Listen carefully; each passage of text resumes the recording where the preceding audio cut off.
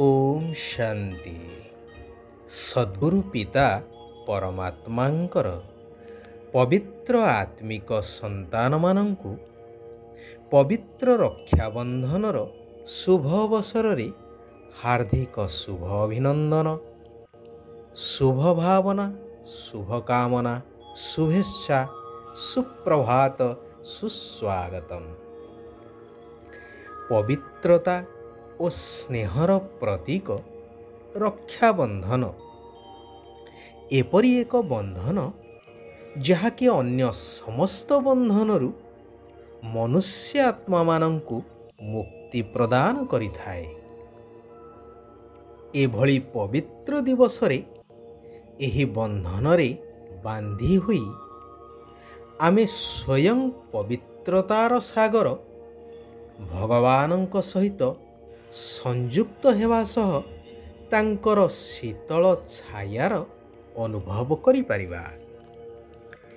एही पर्व आम समस्तंकु एई प्रेरणा दिए जे जीवन को आध्यात्मिक मूल्य द्वारा भरपूर करी शांति एवं शुभ भावनार रंग लगाई व्यवहार रे स्नेह, सहानुभूति, दिव्यता और मधुरता आदि दिव्य गुण को धारण करी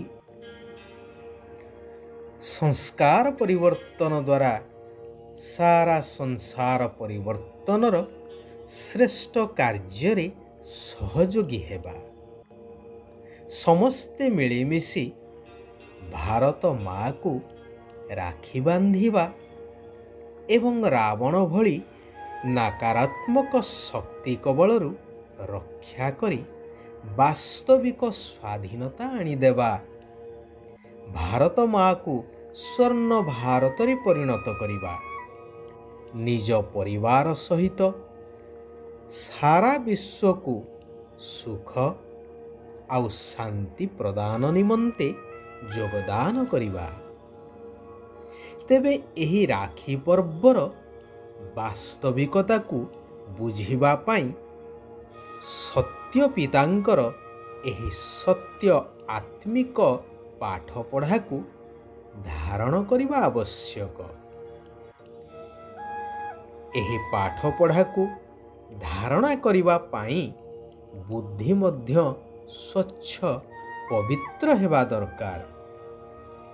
तेणु पवित्रतार राखी बांधी अर्थात पवित्रतार प्रतिज्ञा करी पवित्र हेले ही पवित्र दुनिया सत्य जुगर राजतिलक प्राप्त होई पारिबो।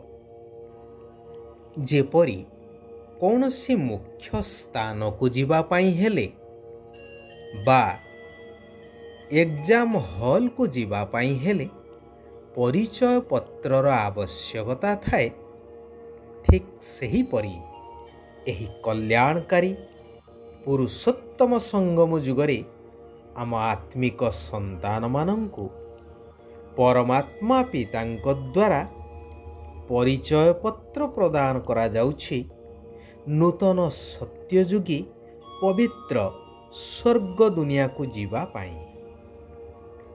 तेबे जेउ संतान माने सत पितांकर सत शिक्षा को उपयुक्त भावरे धारण करी सही अनुसारे बा भगवानंकर श्रीमत अनुसारे चाली थांती, शिव बाबांकर सच्चा संतान होई थांती, सही मानंकु ही परिचय प्राप्त होई थाए, अर्थात परिचय पत्र मिली थाए।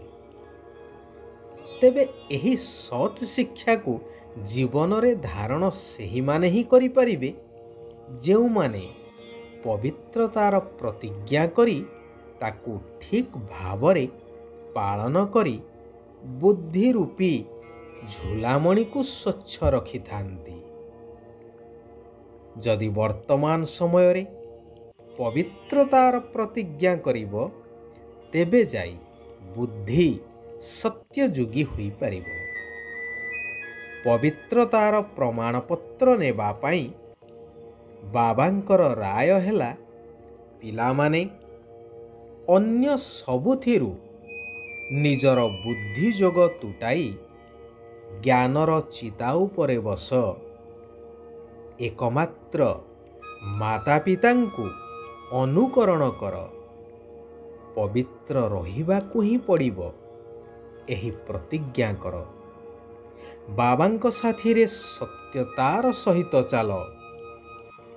କେବଳ ପରମ୍ପରା ପାଳିବା ହିସାବରେ ଭଉଣୀ ଭାଇ ହାତରେ ଖାଲି ରଙ୍ଗ ବେରଙ୍ଗର ରାକ୍ଷୀ ବାନ୍ଧି ମିଠା ଖୁଆଇ ଆନନ୍ଦ ଉତ୍ସବ ମନାଇଲେ ଯେ ରକ୍ଷାବନ୍ଧନର ଉଦ୍ଦେଶ୍ୟ ପୂରଣ ହୋଇପାରିବ ତାହା ନୁହେଁ। ଯେତେବେଳେ ସାରା ଦୁନିଆ ପତିତ ଅପବିତ୍ର ଅର୍ଥାତ୍ ପଞ୍ଚବିକାରର ବଶୀଭୂତ ହୋଇଯାଇଛି, ତେଣୁ କେବଳ ଭଉଣୀ କାହିଁକି ଉଭୟ ଭାଇ ଭଉଣୀ ହାତରେ ଏବଂ ଭଉଣୀ ଭାଇ ହାତରେ ପ୍ରତ୍ୟେକ ପବିତ୍ରତାର ରକ୍ଷା ବାନ୍ଧି ଏହି ପବିତ୍ରତାର ପ୍ରତିଜ୍ଞା କରିବା ଆବଶ୍ୟକ। ପବିତ୍ର ହୋଇ ସାରା ବିଶ୍ୱକୁ ପବିତ୍ର କରିବାର ଦୃଢ଼ ନିଶ୍ଚୟ ବା ଦୃଢ଼ ସଂକଳ୍ପ କରିବା ଆବଶ୍ୟକ। ତେବେ ଯାଇ ପାଞ୍ଚ ବିକାର ରୂପୀ ମାୟା ସମ୍ପୂର୍ଣ୍ଣ ରୂପେ ବିଦାୟ ନେଇଯିବ ଏବଂ ବାସ୍ତବ ରକ୍ଷାବନ୍ଧନର ଉଦ୍ଦେଶ୍ୟ ପୂରଣ ହୋଇପାରିବ। ସେଥିପାଇଁ ଭଗବାନ କହୁଛନ୍ତି, ଶିବ ବାବାଙ୍କ ପାଖରେ ପ୍ରତିଜ୍ଞା କରି ତାକୁ ଭଙ୍ଗ କରିବାର ନାହିଁ। ପବିତ୍ରତା ଏବଂ ସତ୍ୟ ପାଠ ପଢ଼ା ଦ୍ୱାରା ଆତ୍ମାକୁ ସତ ପ୍ରଦାନ କରିବାକୁ ହେବ। ସୃଷ୍ଟିର ଅଟଳ ନିୟମ ଅନୁସାରେ ଯୁଗ ପରେ ଯୁଗ ପରିବର୍ତ୍ତନ ହେଇ ଚାଲିବ, କିଏ ଚାହୁଁ ବା ନ ଚାହୁଁ। ଏବେ ଏହି କଳିଯୁଗୀ ଦୁନିଆର ପରିବର୍ତ୍ତନ ହୋଇ ସତ୍ୟଯୁଗୀ ସତୋପ୍ରଧାନ ଦୁନିଆ ସ୍ଥାପନ ହେବ। ତେଣୁ ଏହି ପୁରୁଣା ଦେହର ସମ୍ବନ୍ଧ, ବସ୍ତୁ, ବୈଭବ ସବୁକିଛିକୁ ବୁଦ୍ଧିରୁ ହଟେଇବାକୁ ହିଁ ପଡ଼ିବ। ଅଶରୀରୀ ଅର୍ଥାତ୍ ଆତ୍ମା ହେବାର ଅଭ୍ୟାସ କରିବାକୁ ହେବ। ଯୋଗବଳ ଦ୍ୱାରା ମାୟାର ତୋଫାନ ଗୁଡ଼ିକ ଉପରେ ବିଜୟ ପ୍ରାପ୍ତ କରିବାକୁ ହେବ। ଶିବ ବାବା କହୁଛନ୍ତି, ନିଜକୁ ବିଶ୍ୱ କଲ୍ୟାଣ ପାଇଁ ନିମିତ୍ତ ମନେକରି ବ୍ୟର୍ଥଠାରୁ ମୁକ୍ତ ରହୁଥିବା ବାବାଙ୍କ ସମାନ ଆତ୍ମା ହୁଅ।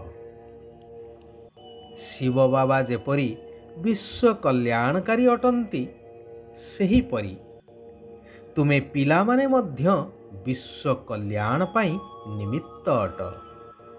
ତୁମର ଶୁଦ୍ଧ ମନୋବୃତ୍ତି ଦ୍ୱାରା ହିଁ ବାୟୁମଣ୍ଡଳ ପରିବର୍ତ୍ତନ ହେବ। ଧ୍ୟାନ ରହୁ, ଯେପରି ଗୋଟିଏ ସେକେଣ୍ଡ ମଧ୍ୟ ସଂକଳ୍ପକୁ ବା ବୃତ୍ତିକୁ ବ୍ୟର୍ଥ ଯିବାକୁ ନ ହୁଏ। ଏପରିକି ନିନ୍ଦା କରୁଥିବା ଆତ୍ମା ପ୍ରତି ମଧ୍ୟ ଶୁଭ ଭାବନା ରହିବା ଦରକାର।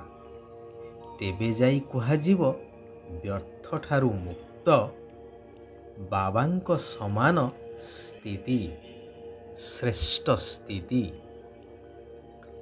ସହଯୋଗର ଶକ୍ତି ଦ୍ୱାରା ଅସମ୍ଭବ କାର୍ଯ୍ୟ ମଧ୍ୟ ସମ୍ଭବ ହୋଇପାରିବ। ଆଚ୍ଛା, ଆଜି ପାଇଁ ଆମେମାନେ ଏଇଠାରେ ବିରାମ ନେବା। ପୁନଃ ପବିତ୍ର ରକ୍ଷାବନ୍ଧନର ଶୁଭକାମନା କରି ସାରା ବିଶ୍ୱର ଆତ୍ମାମାନଙ୍କର କଲ୍ୟାଣ କାମନା କରି ଆମେମାନେ ଏଇଠାରେ ବିରାମ ନେବା। ସାରା ବିଶ୍ୱର ଆତ୍ମାମାନଙ୍କର କଲ୍ୟାଣ ହେଉ। ସମସ୍ତେ ସୁଖ ଆଉ ଶାନ୍ତିର ଅନୁଭବ କରନ୍ତୁ। ଓମ୍ ଶାନ୍ତି, ଓମ୍ ଶାନ୍ତି, ଓମ୍ ଶାନ୍ତି।